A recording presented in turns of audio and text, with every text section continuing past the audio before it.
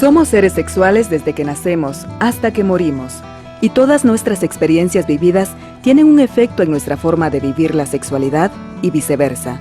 Por ello, la educación integral sobre sexualidad debe de acompañar todas las etapas de formación de una persona, abordando temas centrales tales como el desarrollo sexual, el amor, la intimidad, el placer, los roles sexuales y de género, de acuerdo a cada etapa del ciclo de vida. La sexualidad es parte importante de los seres humanos, ya sea que la persona elija ser sexualmente activa o no.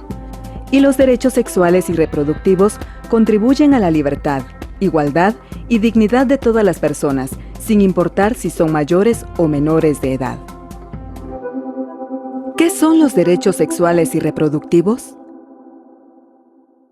La Declaración de los Derechos Sexuales y Reproductivos para todas las personas está fundamentada en tratados esenciales de derechos humanos internacionales, teniendo como propósito respetar, proteger e impulsar los derechos de todas las personas a la autonomía sexual, así como promover la salud y los derechos sexuales dentro de un marco de no discriminación. ¿Cuáles son los derechos sexuales y reproductivos? Derecho a la igualdad. Todas las personas al nacer, sin excepción, tienen libertad e igualdad de derechos y no deben de sufrir discriminación basada en la sexualidad, sexo o género para decidir libremente su propia vida. El derecho de todas las personas a la participación.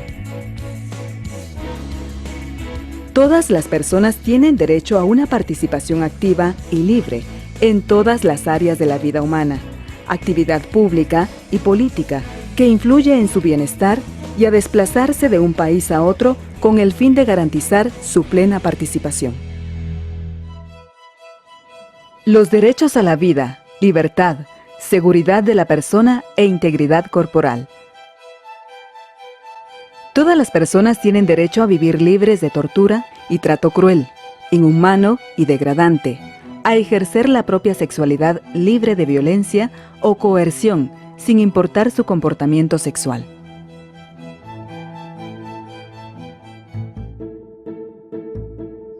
Derecho a la privacidad.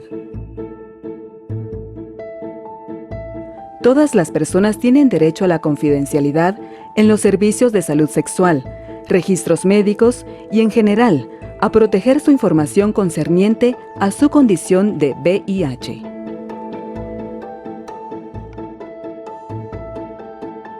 Derecho a la autonomía personal y al reconocimiento ante la ley.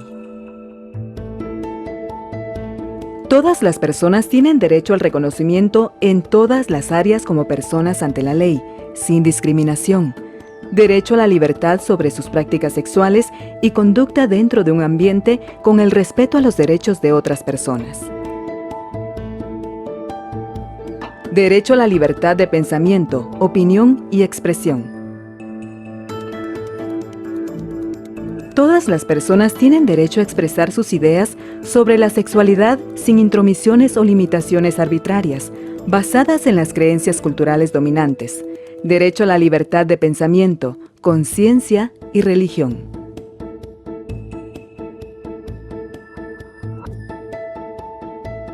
Derecho a la salud y a los beneficios del avance científico. Todas las personas tienen derecho a gozar de la mejor salud mental y física. Tienen derecho a practicar sexo seguro para la prevención de embarazos no deseados, infecciones de transmisión sexual, VIH y derecho al acceso a la información sobre salud sexual, reproductiva y al acceso a los mejores servicios de salud con base en investigación científica válida. Derecho a la educación e información. Las personas tienen derecho a recibir educación integral en sexualidad, expresada en lenguaje comprensible, para ayudar a la toma de decisiones responsables e informadas, relacionadas con su salud sexual, así como opinar sobre educación en sexualidad y sobre políticas relacionadas con la sexualidad. Derecho a elegir si casarse o no y a formar y planificar una familia. Todas las personas tienen derecho a contraer matrimonio o no y con quién, a elegir si tener hijos o no y cuándo tenerlos, así como derecho a la información para decidirlo. Derecho a la rendición de cuentas y reparación de daños. Los gobiernos deben rendir cuentas por la forma en que implementen y aseguren los derechos sexuales, y todas las personas tendrán acceso a la información que les ayude a buscar la reparación de daños por violaciones a sus derechos sexuales. Existen varias leyes que velan por el cumplimiento de los derechos sexuales y reproductivos, así como por el acceso a la información para la aplicación de los mismos. Bueno, en Guatemala hay varias leyes que velan por los derechos de las mujeres, específicamente en lo que son salud reproductiva y sexual, y entre ellos podemos mencionar lo que es la Ley de Desarrollo Social, la Ley de Planificación Familiar y la Ley de Maternidad Saludable, que fue aprobada en el año 2010. Las leyes de Guatemala que velan por los derechos sexuales y reproductivos van desde la Constitución de la República, en el artículo 95, donde habla de que la salud es un bien público. Desde ahí partimos y podemos hablar de otro montón de leyes que se derivan de eso, desde el Código de Salud, la Ley de Maternidad Saludable, la Ley de Desarrollo Social, incluso la Ley de Acceso a la Información. Todas esas leyes lo que hacen es que de alguna manera hacen que el Estado tenga que promover como parte de la salud, porque la salud es integral, no solamente de salud sexual y reproductiva, sino es a nivel general. Tenemos la Ley contra la Violencia Sexual, Trata y Explotación de Personas, que es del año 2009, la Ley contra el Femicidio y otras formas de discriminación contra la mujer, que fue aprobada en el 2008. Que esta ley, el aporte importante que hace hacia los derechos sexuales y reproductivos es que en la definición de violencia sexual establece que la negación de servicios de planificación familiar y de formas de prevención de VIH es considerada violencia sexual. Estas leyes no son de origen reciente, ya que sus raíces entran en vigencia varias décadas atrás. Si hablamos de la Constitución Política de la República, la última reforma en 1985 incluye el artículo que habla sobre planificación familiar, y la mayoría de las leyes están vigentes a partir del año 2000. La Ley de Maternidad 2010, la Ley contra la Violencia Sexual en el 2009, es decir que los avances en Guatemala se han dado más en la última década, hablamos entre el 2000 y el 2012. El auge de las leyes para proteger la salud sexual y reproductiva viene más o menos entre los años 2001 al 2010, que es cuando se dio el auge mayor. Pero derechos humanos y derechos sexuales y reproductivos desde 1948. El objetivo principal de la educación sexual es proporcionar herramientas para vivir positivamente nuestra sexualidad. Esto se logra a través de la información clara y veraz sobre la salud sexual y la salud reproductiva, que permita la toma de decisiones autónomas y saludables. Pero, ¿cuáles son las instituciones responsables por el cumplimiento de los derechos sexuales y reproductivos? Podemos hablar del organismo legislativo, porque en realidad los y las congresistas tienen que velar por el cumplimiento de todo este marco legal que mencionamos y tienen que ver que haya financiamiento suficiente para implementar estas leyes. Un sector importante tiene que ser el organismo judicial, porque mucho del incumplimiento de estos derechos sexuales y reproductivos son considerados delitos. Las instituciones del Estado que deben de velar por los derechos sexuales y reproductivos quedan implícitas dentro de la Constitución de la República. Cuando en el artículo 95 habla de que la salud es un bien público, dice que todas las personas y todas las instituciones debemos velar por la conservación de la salud. Dentro de esa misma ley se habla de los que componen el sector salud y el sector educación, que son realmente la parte del Estado que es la encargada de velar por que se cumplan esas situaciones. Vamos al tema primero de colocar en la agenda la temática de derechos sexuales y reproductivos. Como sociedad, a veces somos una sociedad de doble moral, que por ejemplo nos escandalizamos por cosas como la educación sexual en las escuelas y no nos escandalizamos por las 1000 niñas que han sido madres. Para nosotras, el primero que debe velar por el cumplimiento de estos derechos sexuales y reproductivos es la sociedad civil. pensaría que los 3 ejes principales que se deben de tratar primero es información y divulgación. El segundo eje tendría que ser empoderamiento. Y el tercero, establecer una cultura de denuncia, que es lamentablemente lo que no tenemos. Si yo conozco y estoy empoderado, voy y denuncio en el momento que me están violando mis derechos sexuales y reproductivos. Cabe preguntarse si en Guatemala existe suficiente conocimiento acerca de los derechos sexuales y reproductivos. No, el guatemalteco no conoce sus derechos sexuales y reproductivos y como no los conoce, no los exige, no se empodera y no los denuncia. El guatemalteco y la guatemalteca no conocen sobre derechos sexuales y reproductivos. Como sociedad hemos avanzado en colocar en la agenda pública el tema de la prevención de embarazo en niñas y adolescentes, el tema de reducir la muerte materna, pero todavía no nos sentimos sujetos y sujetas de derechos. Cuando hablamos de derechos sexuales y reproductivos estamos hablando del ejercicio de la sexualidad, que tiene que ver con el placer, que tiene que ver con la información, que tiene que ver con la libre decisión.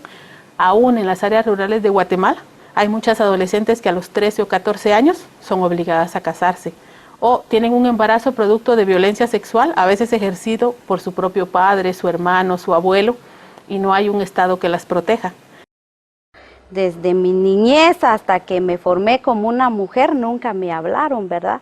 Yo me fui formando a medida de cómo me fui involucrando en los espacios que se me fueron dando, ¿verdad? Entonces hay que platicar más con las personas o recibir más capacitaciones para que ellos sigan a entender, porque dicen pues que no hay que hablar de lo que es la sexualidad porque creen que es pecado, pero no es pecado, porque si no les hablan de 15 años ya resultan embarazadas. Bueno, en realidad en mi establecimiento pues fue muy poco lo que nos pudieron hablar sobre esto, ¿verdad? Y creo que es una de las debilidades en nuestro sistema educativo que debe ser reforzada. Se puede que pero hoy no quieren entender bueno y hoy no quieren entender malo. Me hablaban más de algunas cosas, pero no exactamente los derechos. En esta lucha constante por mejorar las condiciones de vida de las y los guatemaltecos, y gracias al trabajo conjunto de muchas instituciones que velan por el cumplimiento de políticas, leyes y sobre todo por el acceso a la información, vemos cómo todos estos esfuerzos están dando sus frutos. De acuerdo a la Encuesta Nacional de Salud Materno-Infantil 2008-2009, la tasa global de fecundidad ha disminuido de 1987 a 2009 de 5.6% a 3.6%. Vemos también un aumento en la tendencia al uso de anticonceptivos en el área rural de 13.8% a 45.6% y en el área urbana de 43% a 65.7% en el periodo de 1987 al 2009. Sin embargo, la demanda insatisfecha de servicios de planificación familiar ha disminuido a un ritmo menos acelerado, de 24.3% a 20.8% de 1995 al 2009, lo que nos debe motivar a seguir trabajando arduamente para obtener los objetivos esperados.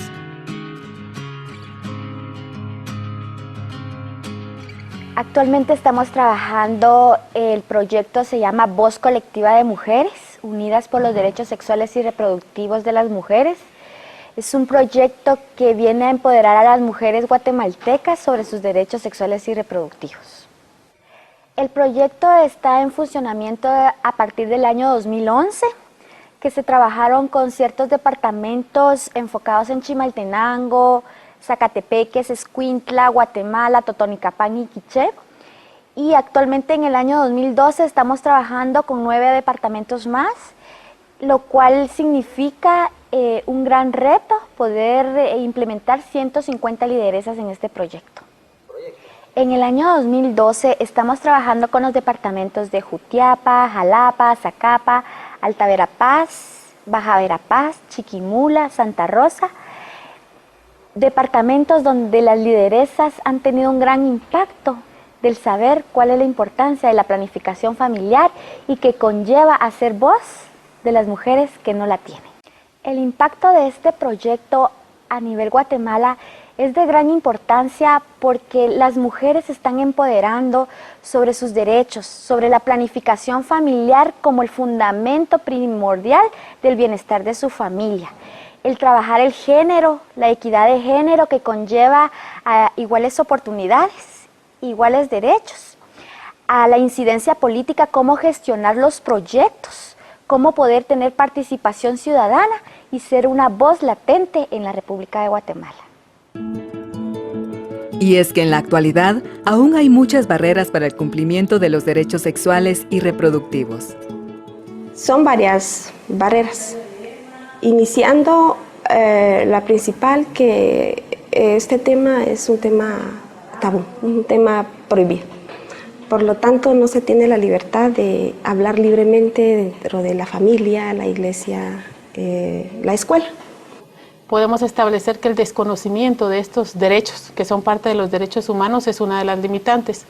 Seguidamente, si hablamos de marco legal, solo existe una ley en Guatemala que menciona la palabra derechos sexuales y reproductivos.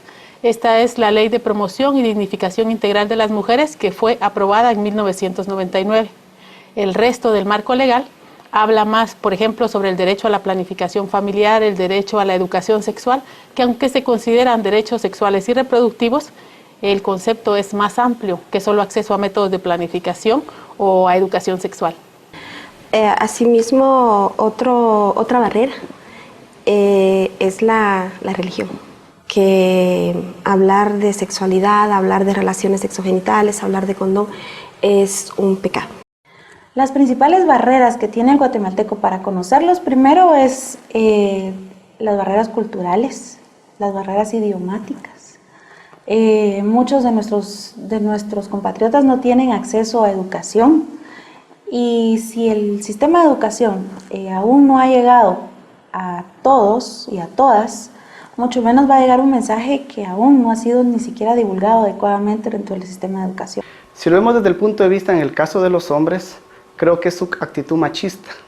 El hecho que el hombre lo sabe todo, el hecho que el hombre piensa que no necesita ayuda, eso provoca que de igual manera las mujeres no busquen la atención que ellas necesitan. Una forma de cómo pueda ejercer su derecho es que se acepte en su identidad, que se acepte como hombre o como mujer, que se sienta bien consigo mismo. No permitir ningún tipo de violencia, independiente si es mujer, es hombre y de qué lugar sea. Una forma de ejercer su derecho es conocer sobre métodos anticonceptivos, conocer sobre las infecciones de transmisión sexual. Bueno, para que las personas puedan aplicar los derechos sexuales y reproductivos de una manera integral, creo que primeramente necesitan el acceso, que ellos tengan un acceso para que puedan informarse y puedan sobre todo disfrutarlos, ¿verdad? Otra forma de ejercer los derechos es que no se deje llevar por la presión de grupo para seleccionar su pareja, por ejemplo, ¿verdad? Sino que sea él o ella quien va a seleccionar a sus amigos o a su pareja, ¿verdad? La mayoría de personas ha conocido acerca de los derechos sexuales y reproductivos fuera del núcleo familiar, siendo menos las que los han conocido gracias a la información en el seno de la familia o por parte de los padres. Me enteré de los derechos sexuales y reproductivos por distintas instituciones que promueven los derechos, por diferentes medios de comunicación o televisivos en este caso, que igual promueven los mismos, y también por la misma información que uno lee en defensa de los derechos para cada una de las personas. Aproximadamente hace como 8 años, bueno, en varias instituciones yo he trabajado, es ahí donde yo me he enterado de los derechos. Tengo 28 años de ser comadrona y he hablado de la planificación familiar con las personas. Yen shintari rile shimbatamaj cuanto jono junarival, cuanto chi shinanka pensar yen kin korbalite y con nenere y con neneyen. Todo lo que yen shuij mi esposo chue que ya no planificar a vi y que te clínica. Todo mejor lo que shinam pensar shin hecho pa clínica y yo no pastilla y shinam planificar vi. Y llevos a 4 años una rival, En mi casa me hablaron, pero no específicamente sobre los derechos, sino que me han hablado muy poco. Me enteré de los derechos sexuales y reproductivos a raíz de un trabajo realizado con jóvenes privados de libertad, trabajando otros temas, autoestima, liderazgo, educación con ellos. A raíz de eso caímos en el trabajo de género y de trabajo de género con hombres y posteriormente en derechos sexuales y reproductivos. Al parecer cada vez se va tomando más conciencia en cuanto a los derechos sexuales y reproductivos y su importancia en los distintos aspectos de la vida de las personas. Los derechos sexuales y reproductivos son importantes para hombres y mujeres, ya que ayudan a decidir libremente su sexualidad, a estar ahí sí que a tomar decisiones más seguras, el poder espaciar uno su embarazo, el poder decidir si tener una pareja, en este caso del mismo sexo o diferente sexo, lo cual ayuda a poder tener y tomar decisiones libremente. Los derechos prácticamente se basan en lo que yo pueda decidir sobre mi cuerpo, ¿verdad? Sobre mi cuerpo, cuántos hijos tener, bueno, para empezar, escoger con quién debo de casarme, ¿verdad? Entonces, al final, pues, tener los hijos que uno puede tenerlos. Son muy importantes porque ayuda a mejorar la salud a nivel familiar, la economía. Si nosotros optamos por eso, pues prácticamente pues, mejoramos toda nuestra vida y especialmente la salud y el bienestar de los hijos. Así como yo, si quiero tener así relaciones sexuales, si yo quiero, si no quiero, entonces ni me obligan, ni le puedo decir no también a mi esposo. Entonces eso es un derecho para mí. Bueno, cada persona tiene distintos derechos y yo creo que cada derecho va empoderando a las personas. Y en este caso los derechos reproductivos nos ayudan a poder conocer de mejor manera las acciones que yo pueda realizar en el campo de con qué persona quiero estar yo, cuántos hijos yo puedo tener. Para que no haya mucha sobrepoblación en el país, para evitar embarazos a temprana edad. Creo que son importantes los derechos sexuales y reproductivos para los hombres porque las sexualidades de los hombres casi siempre es visto como un ejercicio de poder, como un ejercicio de autoridad sobre otras personas. Y el trabajar derechos sexuales y reproductivos con hombres lo que hace es ubicarnos a los hombres en un contexto de igualdad y en una relación de equidad con otros hombres y con las mujeres. De alguna manera las personas tienen su propia opinión en cuanto a quienes son los responsables de divulgar y velar por que se cumplan estos derechos. Considero que las personas encargadas de dar a conocer los derechos sexuales y reproductivos es en este caso el gobierno, ¿verdad? Por medio de sus leyes nacionales, el poder dar a conocerla a todas las personas. Ya después, cada uno el poder informar a otras personas para poder ser responsables en su sexualidad. Pues yo creo que todos los que conocemos algo acerca de los derechos sexuales y reproductivos deberíamos de dar la información. Lo primordial sería que se empiece en el hogar, ¿verdad? Pero lastimosamente por cuestiones culturales tal vez, que en mi caso normalmente nunca me hablaron sobre ese tema, ¿verdad? Marian Limak rival que nagun alaji que al año taj mangabachtakle y todavía sin su necesidad que najumo rival al año como que lleguen de que hasta que na mantener. En los colegios, los padres también que deberían de dar información, pero hay algunos padres que les da vergüenza hablar sobre el tema. Creo que los encargados de dar a conocer los derechos sexuales y reproductivos son varios actores y cada uno tiene como distintas responsabilidades. Por un lado está el Estado tiene un papel fundamental en dar a conocer los derechos sexuales y reproductivos y en facilitar que esto se haga a través de la educación pública. El Estado es el rector de la educación pública y la sexualidad es un elemento importante en la educación pública. El segundo elemento o el segundo actor importante son los núcleos familiares, porque creo que los núcleos familiares es en donde podemos nosotros terminar de completar lo que se puede dar en la escuela. Y luego también está la responsabilidad individual. Yo como persona tengo la obligación, tengo el derecho también de buscar información. Las personas que conocen sus derechos sexuales y reproductivos, y sobre todo las que saben ejercerlos, gozan de múltiples beneficios, tanto en lo personal como en lo social. Prácticamente, si una persona, sea hombre o mujer, va a gozar, a hacer efectivos esos derechos sexuales y reproductivos, prácticamente estaría beneficiando prácticamente todo el concepto de lo que es salud. Si estos se aplican, si la persona los hace efectivos, creo que no solo son derechos, también hay responsabilidades en cada uno, ¿verdad? Entonces vamos a tener prácticamente una salud mental, ¿verdad? Y física completa. Los beneficios en la salud mental y física, cuando uno conoce los derechos sexuales y reproductivos que tenemos, son inmensos, porque podemos tener, por ejemplo, disminución de embarazos no deseados. Tenemos una maternidad más saludable, una maternidad donde nos da la oportunidad de planificar. Esto es lo que conforma realmente el estar bien, el estar saludable,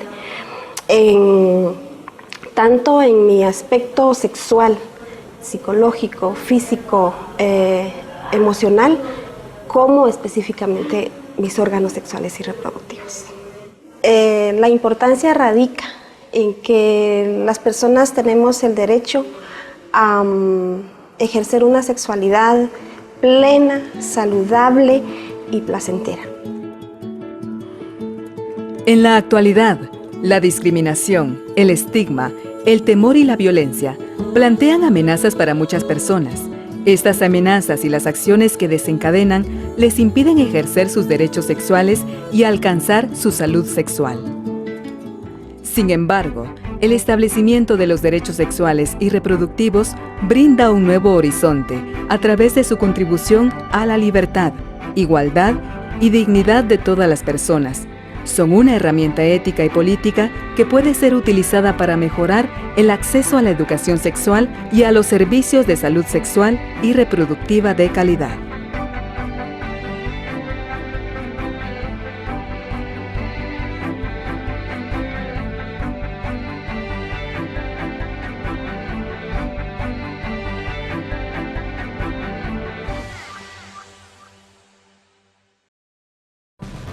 Este video ha sido posible gracias a Asociación ALAS, con el apoyo de Fondo Centroamericano de Mujeres.